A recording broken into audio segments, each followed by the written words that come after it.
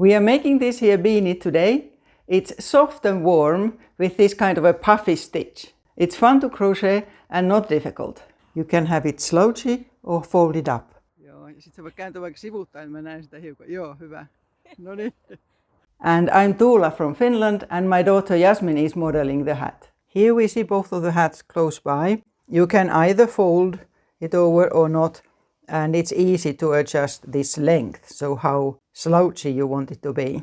We are starting at the bottom and working in the round, although this here stitch requires you to turn on every round. And after it's long enough, then we decrease. And the reason I prefer to start here with this here stitch is that it is much easier to decrease than increase with this stitch. For a hat in just one color, I will need 200-gram balls of yarn. The finished one weighs 120 grams or a little bit more than 4 ounces, so that's the amount you will need. So I will need one and about a quarter of a second one. And I'm working with Aran weight. I'll write the exact figures on the screen. And then you need a hook that gives you the right gauge. I have a 5mm one. I would actually prefer my Clover Amour one, but I couldn't find it, so I'm going to use this here. It's nice enough shape as well. The yarn I'm using is half sheep's wool and then 35% alpaca, and then the rest is mohair. But you can of course use any yarn of the same weight. So we'll first look at how the stitch goes and at the same time make a gauge swatch. In these hats that I was showing, I have an ordinary chain here. So that works perfectly okay. It's a little bit tighter than what I would like. So for this new one, I'm going to make the chain in a different way. But you can choose either to do it the way I do or just chain normally. And I'm going to use a chain that's a little bit like an I-cord. And for that you need a long tail, about 3 times the length of what your chain needs to be. And for the gauge swatch, it needs to be 10 centimeters or 4 inches. But you always make it a bit bigger because the side stitches don't give you the right size. So I'll make a slip knot here. And this here is my tail if you want to do the chain like I do. And this here yarn, this one, comes from the ball.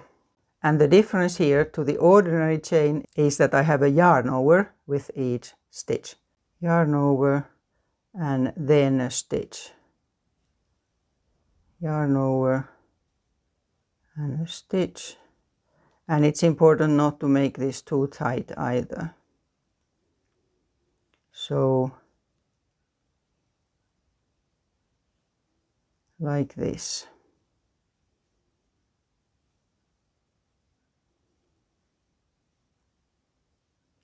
And of course you can also use a foundation chain if you prefer. I'm not going into that on this here video.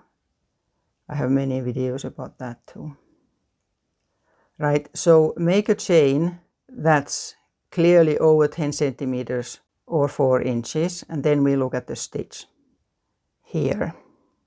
For the actual work we will need an even number of stitches, but for swatches I never count them. If there's extra, I just leave them. Chain 1 for turning, and then we start in the 3rd stitch from the hook, counting that they're chained. So 1, 2, 3, this here. Insert the hook and pull up a loop. Then a yarn over and insert the hook in the same stitch and pull up another loop. So now we have 4 loops on the hook. With this here yarn it's a bit hard to see because it splits a lot. And then just pull through all of them. Chain 1, skip 1, and another one of these beads in the one after. So 1 loop, yarn over, and another one in the same stitch. And yarn through all of them. And this is what we repeat. Chain 1, skip 1, and the hook in the next one, yarn over, and another stitch in the next one there. And yarn through all of them. And repeat this until the end of your chain. Now I'm at the end And as usual, you have to chain one, and then you chain another one for turning, and then turn. And now comes the important part to get that stitch right. There are two holes here. There's this one that is under the chain one that we had, and that's not the one we are going to use. But then there's this sort of a space at the side of this bead-like stitch that we made. And that's where we insert the hook always. And this is what creates this sort of a zigzaggy structure. So I'll go in here and one stitch, yarn over, and another stitch, again through all of them, chain one. So we're doing the same thing, just the important thing is where you insert the hook. So again here, this here, that is at the side of the previous stitch, making the stitch there, and pulling the yarn through all of them, chain one, and again here. So this is all there is to the stitch, chain one.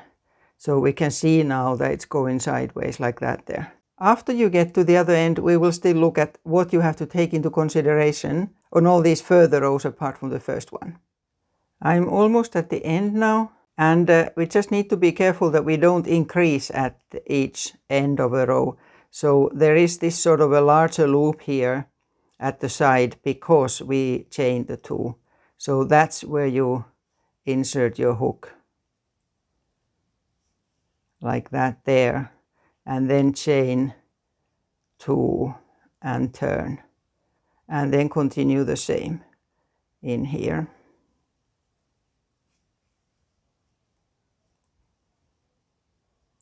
And chain one. And now for checking the gauge or calculating how many stitches you would need, make at least 10 rows of this. Enough that the sides are straight, because it's going to spread out a little bit here now. So 10, 11, 12 rows. Now I did that already earlier. It's the same yarn, only in a different color.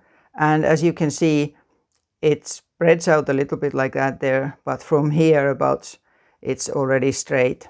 So now I'll count how many stitches there are in 10 centimeters or 4 inches. Sorry, I have a measure like this here. My tape measures don't have inches in the same tape as centimeters. So I'll set it in here now. And that's where I have to go, count to.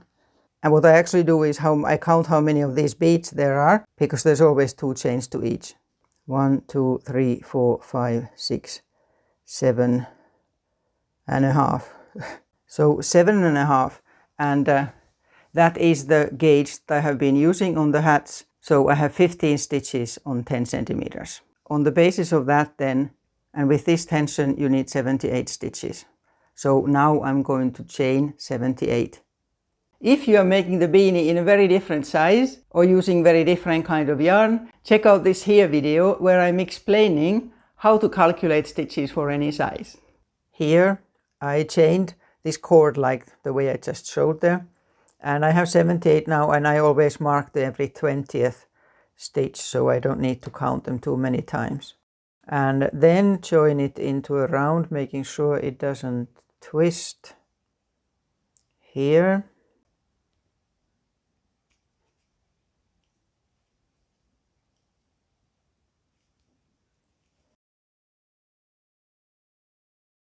And now for the first number of rounds, we easily see where the round starts and ends because of this here yarn tail, but later on I will be using stitch markers as well.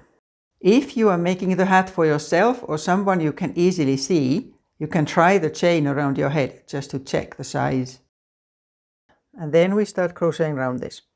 Chain one, and in with this here now you go straight into the stitch in front of you and make that there stitch, and chain one, skip one, and then into the next one.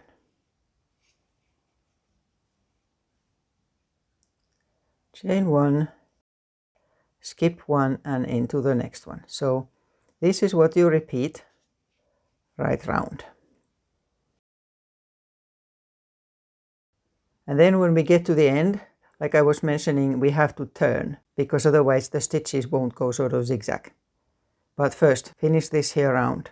So here I have gone round once and chained then after that.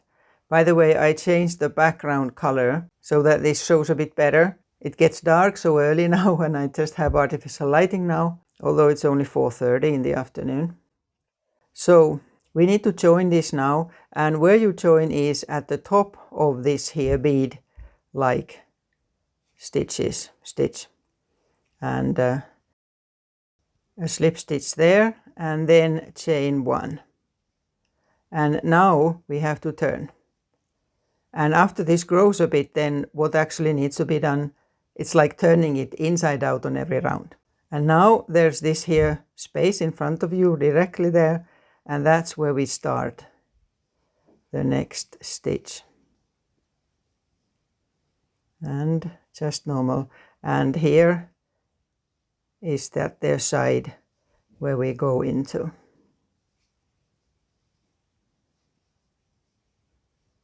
And it continues like that there. So go round this round as well, and then we'll still look at it when you get to the end of it. Now if you are at all uncertain that you will find the first stitch, then you could put a stitch marker in here. So here at the end of the second round, and again slip stitch, the top of that, stitch there, chain one, and again turn.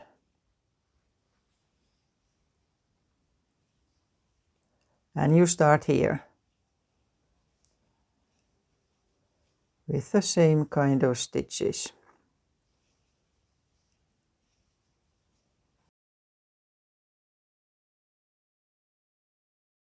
In this here hat, there's 27 rounds before we start the decreases at the top of the head. So if you want the same size, you can do 27 rounds, but you can of course do more or less as well. And the way how you remember that you have turned is that it always does this sort of zigzaggy. Because if you forget to turn round, or if you forget if you have already turned, then you see it right away, because then you don't get this here structure. And also you simply don't know where to put the next stitch. I think I have one round missing now. These are actually very easy to count, because every other row goes right and every other one left. So 1, 2, 3, 4, 5, 6, 7, 8, 9 and so on. The spot where you turn shows a little bit here, but in the one that I have finished and blocked by wetting, it hardly shows at all. It takes really careful watching to see where each round ends. So I'll do that one more and then we start decreasing. When we look at this finished hat, you really need to look very carefully to find the decreases. So this is the kind of a stitch that you don't need to worry too much if you get it exactly right. I'll show first how we do the decreases. Then I'll have a screen that you could screenshot if you wanted to, that has the number of decrease rows and stitches. Here I have chained one, but I haven't turned it yet. So I'll turn it round. And the way we decrease on this here first decrease round is that we have 3 normal stitches and then we put 2 together. I'll do the normal ones first. So here's 1 and 2 and 3. And then we crochet the next 2 together. And the way we do it, first you just start like normal. And instead of now pulling the yarn through them, you go to the next one and get these yarn loops in there. And then pull through all of them at the same time. So that decreased 1. and then chain 1 just normally, and then again. So next one, next 3 are just normal.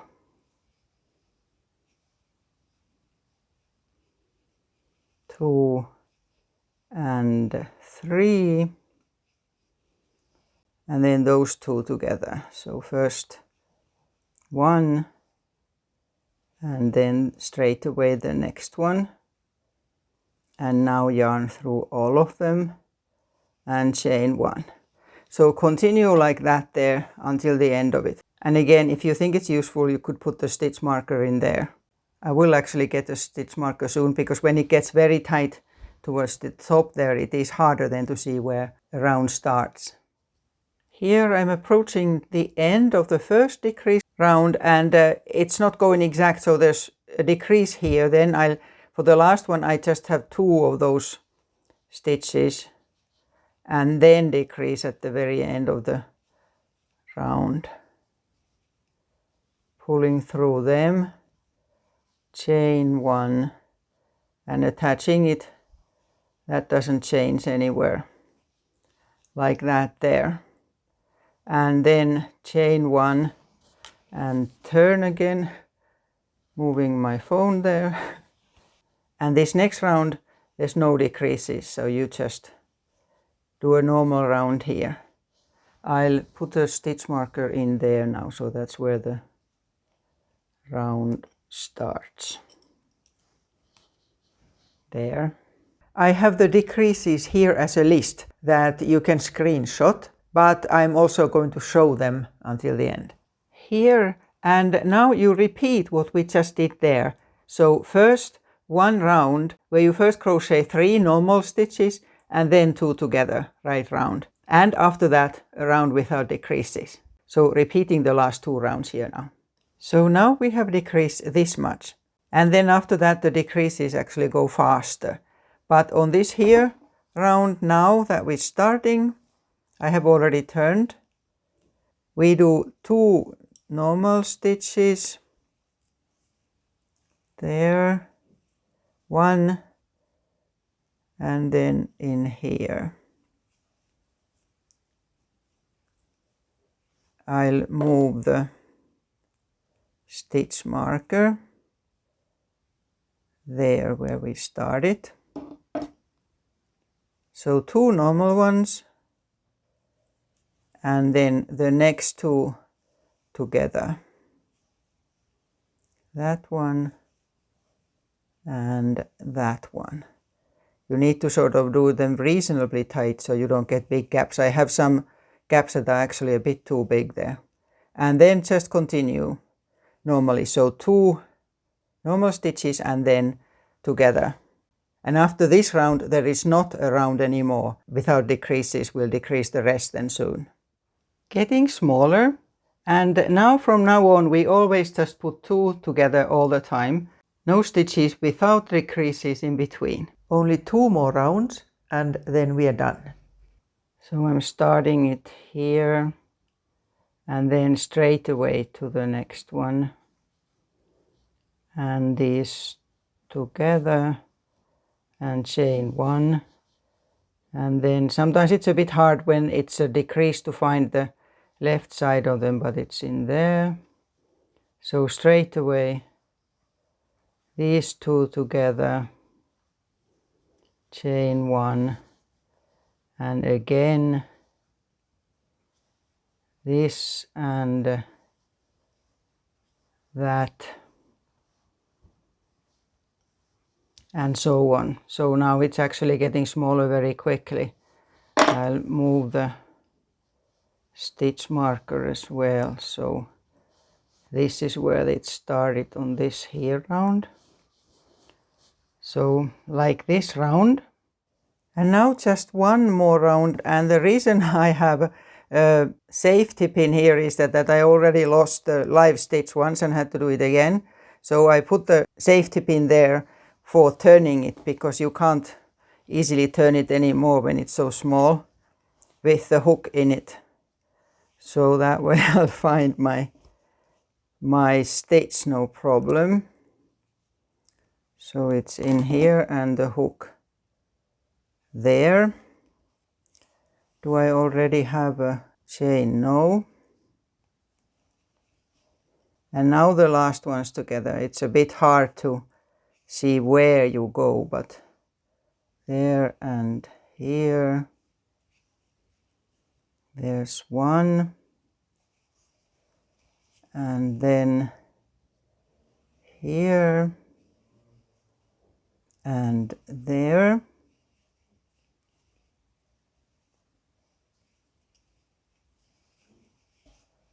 And some more. You sort of turn it a lot now with each stitch.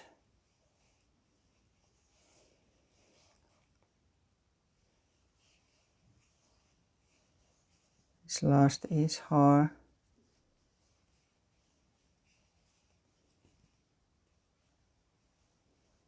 There. I forgot to mark the start, but it's in here. So one more stitch, one more double stitch, like putting them together.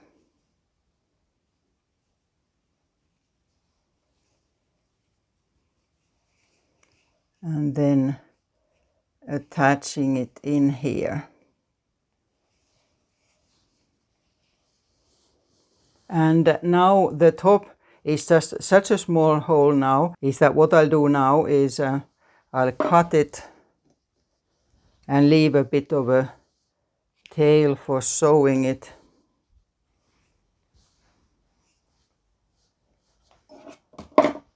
And in weaving in, I'll put it in here so that it tightens it a little bit.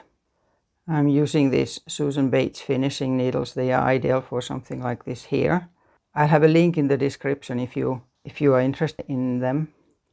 So I think I'll just pass through these stitches here a bit,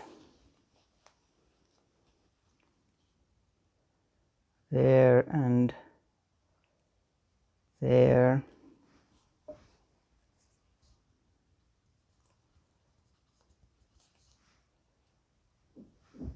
like that, and then I weave the rest in.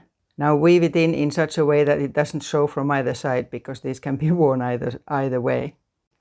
Here we are, and like with any project, it would be good to block it by wetting it through and letting it dry flat. And here's a clip where Jasmine and I were getting ready for the photo shoot.